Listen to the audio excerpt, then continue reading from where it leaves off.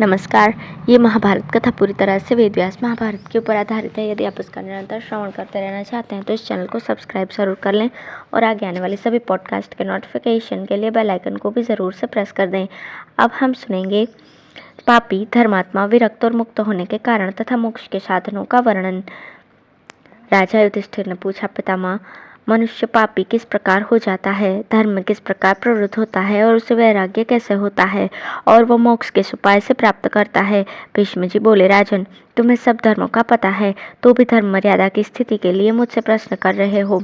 अच्छा, तुम आरंभ से ही मोक्ष और वैराग्य, पाप और धर्म के विषय में सुनो। मनुष्य विषयों को ठीक ठीक जानने के लिए उनमें इच्छापूर्वक प्रवृत्त होता है। इससे जिस विषय में उनका राग होता है उसे प्राप्त करने के लिए वो बहुत से कार्य करता है। वो अपने प्रिय रूप और गंध आदि का बार बार सेवन करना चाहता है।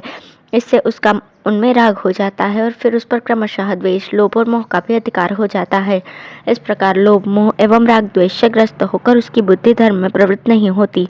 वो केवल कपट से ही धर्म का आचरण करता है और कपट से ही धन कमाना चाहता है। इस प्रकार बुद्धि की कपट में प्रवृत्त हो जाने से उसकी पाप में ही रुचि हो जाती है। फिर तो यदि उसे कोई सगे संबंधी पाप करने से रोकते हैं तो वो शास्त्र के प्रमाण देकर उन्हें युक्ति युक्त उत्तर देने लगता है। राग और मोह के कारण उसका 3 प्रकार का अधर्म बढ़ता है। वो पाप का चिंतन करता है, पापी बोलता है और पापी करता है। साधुजनों को तो उसके दोष दिखाई देते हैं, किंतु जो वैसे ही आचरण वाले होते हैं वह उसके मित्र बन जाते हैं। उसे तो इस लोक में ही सुख नहीं मिलता, परलोक की तो बात ही क्या। इस प्रकार तो पापी पुरुष बनता है। अब धर्मात्मा की बात सुनो। धर्मात्मा पुरुष सर्वदा कल्याणकारी धर्मों का आचरण करता है, इसलिए उसका कल्याण ही होता है। वो कल्याणप्रद धर्म के द्वारा उत्तम गति प्राप्त करता है। जो पुरुष सुख दुख की पहचान में कुशल है, अपनी बुद्धि से पहले ही इन राग द्वेष आदि दोषों को देख लेता है तथा सत्पुरुषों की सेवा करता है, उसकी बुद्धि का साधुओं की सेवा और सत्कर्मों के अभ्यास से विकास होता है तथा उसे धर्म में ही आनंद आता है और धर्म ही उसके जीवन का आधार बन जाता है। उसका मन केवल धर्म से ही प्राप्त हुए धन में ही जाता है। वह जहाँ गुण देखता है उसी के मूल को सींचता है। इस प्रकार के आचरण से पुरुष धर्मात्मा बनता है और उसे धर्मनिष्ठ सुयत प्राप्त होते हैं। ऐसे सच्चे मित्र और पवित्र धन पाकर वो इस लोक में सुखी रहता है और परलोक में भी सुख पाता है। ऐसा पुरुष शब्द आदि 5 विषयों पर प्रभुत्व प्राप्त कर लेता है, किंतु वो धर्म को ऐसा फल प्राप्त करके भी हर्ष से फूल नहीं जाता। वो इससे तृप्त न होने के कारण विवेक दृष्टि से वैराग्य को ही बढ़ाता है। ज्ञान नेत्र खुल जाने के कारण जब उसे काम, रस और गंध में सुख नहीं जान पड़ता तथा उसका मन शब्द, स्पर्श और रूप में नहीं फंसता तो वो सब कामनाओं से मुक्त हो जाता है और धर्म को नहीं छोड़ता। संपूर्ण लोगों को नाशवान समझकर वो धर्म के फलभूत स्वर्ग आदि की इच्छा को भी त्याग देने का प्रयत्न करता है। तदंतर उपाय पूर्वक मोक्ष के लिए यत्नशील हो जाता है। इस प्रकार धीरे धीरे मनुष्य में वैराग्य की प्रवृत्ति होती है। इससे वो पाप करना छोड़कर धर्मात्मा बन जाता है और फिर मोक्ष भी प्राप्त कर लेता है। भरत श्रेष्ठ, तुमने मुझसे पाप, धर्म, वैराग्य और मोक्ष के विषय में जो प्रश्न किया था सो मैंने तुम्हें उसका स्वरूप समझा दिया।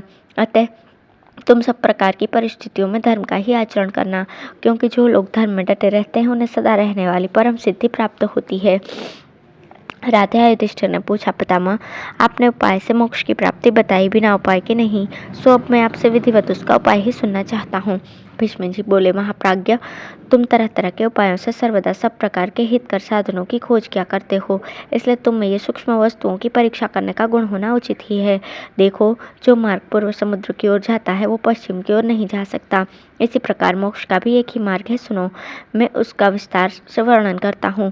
मुमुक्षु पुरुष को चाहिए कि क्षमा से, क्रोध का, संकल्प त्याग से, कामनाओं का, भगवत ध्यान आदि से, सात्विक गुणों का सेवन से, निद्रा का, अप्रमाद से, भय का, आत्मा के चिंतन से, श्वास प्रश्वास का, तथा धैर्य से इच्छा, द्वेष और काम का नाश करे, ब्रह्म, मोह और संशय रूप आवरण का शस्त्र के अभ्यास से, तथा लक्ष्य की विस्मृति और चित्त का अन्य विषय में चला जाना, इन दोनों दोषों का ज्ञानाभ्यास से दमन करे, वात पित्त आदि उपद्रव और रोगों का हितकारी सुपाच्य और परिमित आहार से, लोभ और मोह का संतोष से तथा विषयों का तत्व दृष्टि से निराकरण करे, अधर्म को दया से, धर्म को पालन करके, आशा को भविष्य चिंतन का त्याग करके और अर्थ को आसक्ति से जीते, वस्तुओं की अनित्यता का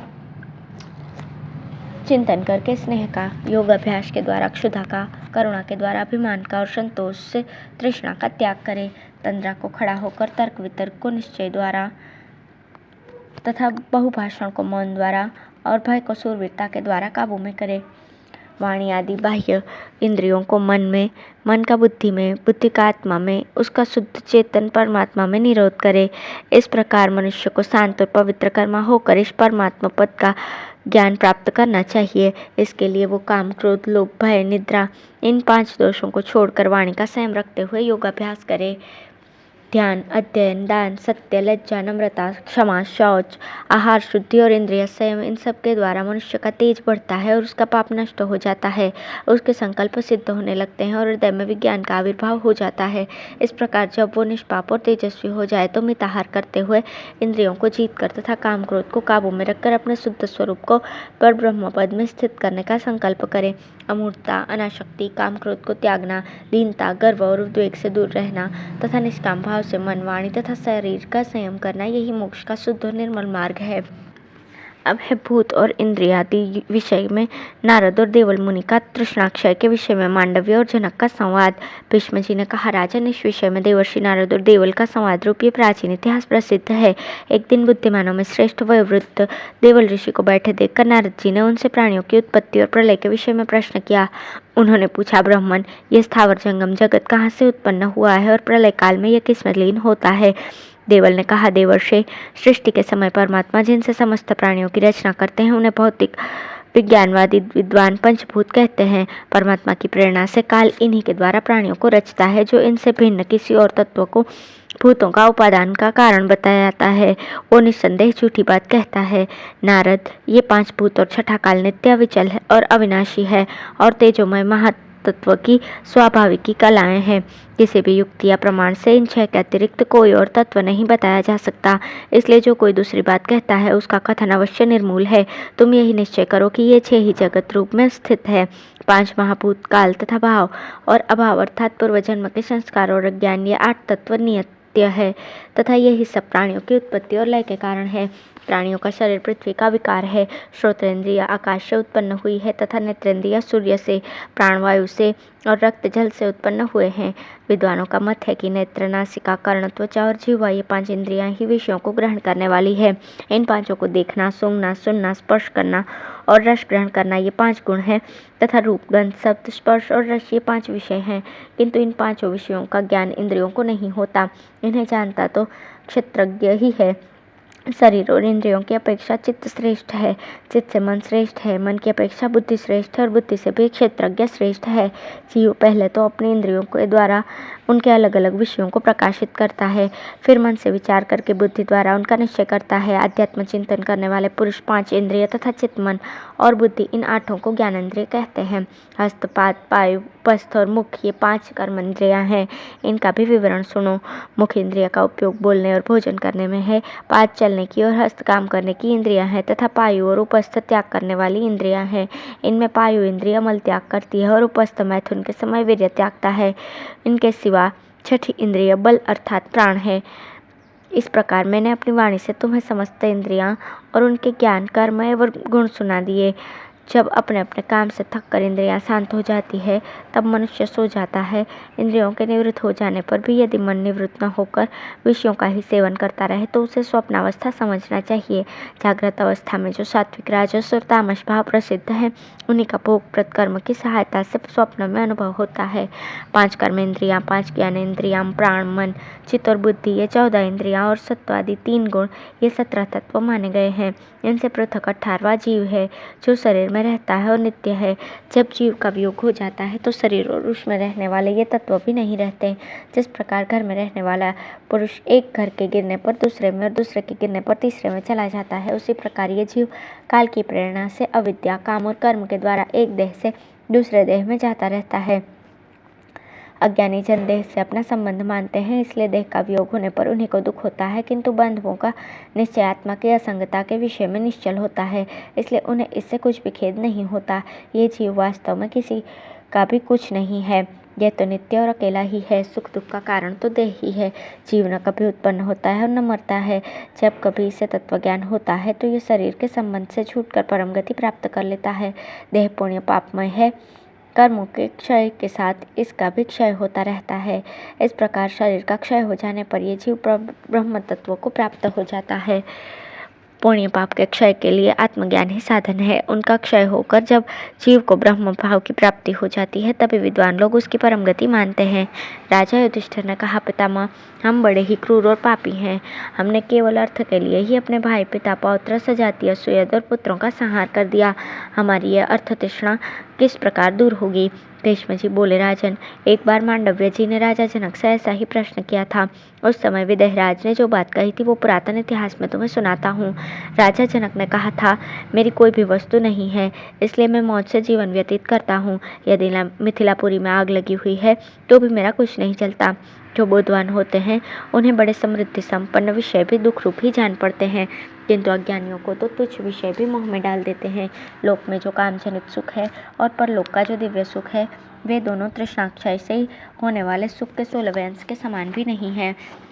जिस प्रकार कालक्रम से बछड़े की आयु बढ़ने के साथ सींग भी बढ़ते हैं, उसी प्रकार धन के साथ तृष्णा की भी वृद्धि हो जाती है। यदि थोड़ी सी वस्तु भी अपनी मान ली जाती है तो नष्ट होने पर वही दुख का कारण बन जाती है। इसलिए कामनाओं की वृद्धि नहीं करनी चाहिए। कामनाओं की आसक्ति दुख रूप ही है। यदि किसी प्रकार धन मिल जाए तो उसे धर्म में ही लगा दे, भोगों की सामग्री इकट्ठी न करे। विद्वान अन्य सब प्राणियों को भी अपना समान ही देखता है, इसी से वो कृतकृत्य और शुद्धचित होकर सब वस्तुओं को त्याग देता है। वो सत्य सत्य, हर्ष, शोक, प्रिय अप्रिय, भय अभय आदि सभी द्वंद्वों को त्याग कर अत्यंत शांत और निर्विकार हो जाता है। तृष्णा का त्याग दूषित अंतःकरण वालों के लिए अत्यंत कठिन है। ये मनुष्य के बूढ़े हो जाने पर भी शिथिल नहीं होती तथा उसके जीवन पर्यंत रहने वाले रोग के समान है। अतः इसका त्याग करने में ही सुख है। राजा के वचन सुनकर मांडव्य मुनि बड़े प्रसन्न हुए और उनके कथन की प्रशंसा करके वे मोक्ष मार्ग में तत्पर हो गए। अब है सन्यासी के स्वभाव, आचरण और धर्म का वर्णन। राजा युधिष्ठिर ने पूछा, पितामह, प्रकृति से परे जो पर ब्रह्म अविनाशी परम धाम है, उसे कैसे स्वभाव, कैसे आचरण, कैसी विद्या और कैसे कामों में तत्पर रहने वाला पुरुष प्राप्त कर सकता है? भीष्म जी बोले, राजन, जो पुरुष मोक्ष धर्मों में तत्पर, स्वल्पाहार करने वाला और जितेंद्रिय होता है, वो उस प्रकृति से अतीत अविनाशी पद को प्राप्त कर लेता है। मुनि को चाहिए कि अपने घर से निकलकर फिर लाभ और हानि में समान भाव रखे। यदि अपने अभिष्ट पदार्थ मिलने लगे तो उनकी ही उपेक्षा करता रहे। अपने नेत्र, वाणी या मन से किसी वस्तु को दूषित न करे, अर्थात मन, वचन और व्यवहार द्वारा किसी के प्रति दुर्भाव प्रकट न करे तथा किसी के भी सामने या पीछे उसके दोष न कहे। किसी प्राणी को कष्ट न पहुंचाए, सूर्य के समान सदा विचरता रहे तथा किसी भी के साथ किसी भी प्रकार का वैर न ठाने। अपनी निंदा को सहन करे, किसी के प्रति अभिमान न करे। कोई क्रोध करे तो उसे प्रिय वाणी बोले और मारपीट करे तो स्वयं उसके हित की बात कहे। गांव में रहकर लोगों के साथ अनुकूल प्रतिकूल व्यवहार न करे तथा भिक्षावृत्ति को छोड़कर किसी के घर पहले से निमंत्रित होकर न जाए। मूर्ख लोग धूल मिट्टी डालकर तंग करे तो भी शांत रहे। अपने मुंह से कोई कठोर शब्द न निकाले। सर्वदा मृदुता का बर्ताव करे, किसी के भी प्रति कठोरता न करे। निश्चिंत रहे और बहुत बढ़ कर बातें न बनाए। जब पाकशाला से धुआं निकलना बंद हो जाए, मूसल अलग रख दिया जाए, चूल्हे की आग ठंडी पड़ जाए, सब लोग भोजन कर चुके और परोसना भी बंद हो जाए, उस समय यति को भिक्षा मांगनी चाहिए। उसे केवल अपनी प्राण यात्रा के निर्वाह मात्र का प्रयत्न करना चाहिए। भरपेट भोजन मिल जाए इसकी भी परवाह न करे। यदि न मिले तो दुखी न हो और मिल जाए तो प्रसन्नता न माने। इन तुच्छ लौकिक लाभों की इच्छा न करे। जहाँ विशेष सत्कार होता हो वहाँ भिक्षा न करे। इसके सिवा सत्कारवश कोई और भी लाभ होता हो तो उससे बचता ही रहे। भिक्षा में मिले हुए अन्न के दोष या गुण कहकर उसकी निंदा या स्तुति न करे। सोने और बैठने के लिए सदा एकांत का ही आदर करे। सुनी कुटी, वृक्ष के नीचे, वन में अथवा गुफा के भीतर अज्ञातचर्या से रहकर आत्मानुसंधान में ही निर्मग्न रहे। अनुकूलता और प्रतिकूलता में अविचल, अविनाशी, समत स्वरूप ब्रह्म भाव से स्थित रहे तथा अपने कर्मों से पुण्य पाप रूप कर्मफल की भावना न करे। सर्वदा तृप्त और पूर्णतया संतुष्ट रहे। मुख और इंद्रियों को प्रसन्न रखे। भय को पास न फटकने दे। प्रणव आदि के जप में तत्पर रहे तथा वैराग्य का आश्रय लेकर मौन रहे। देह और इंद्रिय आदि भौतिक पदार्थों में अनात्म दृष्टि का अभ्यास रखे। जीवों के जन्म मरण पर विचार करता रहे। किसी वस्तु की इच्छा न करे। सब पर समान भाव रखे। भात आदि पकाए हुए तथा कंदमूल आदि बिना पकाए भोजन से निर्वाह करे तथा आत्मलाभ के लिए प्रशांत चित्त में ताहरी और जितेंद्रिय रहे। तपस्वी को वाणी, मन, क्रोध, हिंसा, उदर और उपस्थ इनके वेगों को वश में रखना चाहिए। जहाँ निंदा या प्रशंसा हो वहाँ दोनों में समान भाव रखकर उदासीन रहना चाहिए। संन्यास आश्रम में इस प्रकार का आचरण अत्यंत पवित्र माना गया है। सन्यासी को उदारचित, सब प्रकार से जितेंद्रिय और सब ओर से असंग, सौम्य, अनिकेत और समाहित चित होना चाहिए। उसे अपने पूर्वाश्रम के परिचित देश में नहीं रहना चाहिए। गृहस्थ और वानप्रस्थों से संसर्ग नहीं रखना चाहिए। अपनी रुचि को बिना प्रकट किए जो मिले उसी को पाने की इच्छा रखनी चाहिए तथा अभिष्ट वस्तु के मिलने पर भी प्रसन्न नहीं होना चाहिए। ये संन्यास आश्रम ज्ञानियों के लिए तो मोक्ष स्वरूप है, किंतु अज्ञानियों के लिए श्रम स्वरूप ही है। हारित मुनि ने इस धर्म को विद्वानों के लिए मोक्ष का ही विमान बताया है। जो पुरुष सबको अभय दान करके घर से निकल जाता है उसे तेजोमय लोकों की प्राप्ति होती है तथा वो अजर अमर हो जाता है। धन्यवाद।